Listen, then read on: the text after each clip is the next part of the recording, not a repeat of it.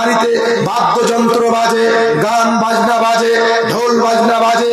দেখেন একজন ইবনে উমর রাদিয়াল্লাহু তাআলা আনহু চলে যাচ্ছেন, যেতে যেতে যেতে যেতে একদিন গানের আওয়াজ আসলেন।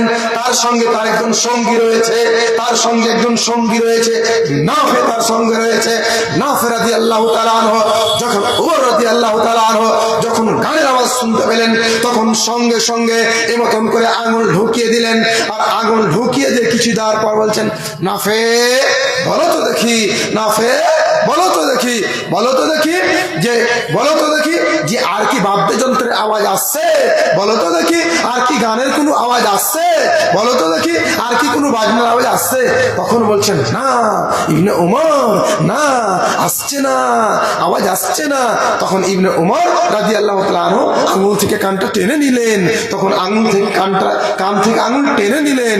বলুন তো, ইবনে উমর রাদিয়াল্লাহু তাআলা আনহুকে নাফে জিজ্ঞেস করছে, বলুন তো আপনি কোথা থেকে পেলেন? আপনি এত সুন্দর আদব, এত শিষ্টাচারমূলক, এত শিষ্টাচারমূলক জ্ঞান, এত সুন্দর জ্ঞান আপনি পেলেন কোথায়? বলুন তো আপনি পেলেন কোথায়? তখন বলতে শুরু করলেন, মুহাম্মদ সাল্লাল্লাহু আলাইহি ওয়াসাল্লামের সাথে আমি চলে যাচ্ছিলাম, যেমন তুমি আমার সাথে আছো, যেমন তুমি আমার সাথে আছো। আমি যেতে যেতে যেতে মুহাম্মদ সাল্লাল্লাহু আলাইহি ওয়াসাল্লামের যেতে যেতে যেতে একজন কানের আওয়াজ যখন পেল, গানের আওয়াজ যখন পেল, বাদ্যযন্ত্রের আওয়াজ পেল, তখন সঙ্গে সঙ্গে কানে আঙুল ঢুকিয়ে দিল।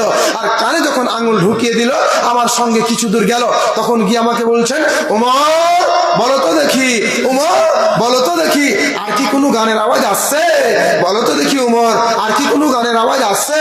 তখন বললেন না, তখন বললেন না, নবী মুহাম্মদ সাল্লাল্লাহু আলাইহি ওয়াসাল্লাম আসে না। তখন নবী মুহাম্মদ সাল্লাল্লাহু আলাইহি ওয়াসাল্লাম কানের আওয়াজ টেনে নিলেন। আপনি বলেন তো দেখি, আপনার বাড়িতে ঢোল শহরে ঢোল বাজে, আপনার গ্রামে ঢোল বাজে, আপনার গ্রামে ঢোল বাজে, আপনার বিয়ে বাড়িতে সাউন্ড বক্স বাজে, আপনি বলেন তো কত আপনি নিম্ন পর্যায়ে। এই জন্য আল্লাহ বলছেন, ইন্নাল ইনসানা লাফি খুসর, নিশ্চয় মানুষ ক্ষতিগ্রস্তের মধ্যে যুক্ত।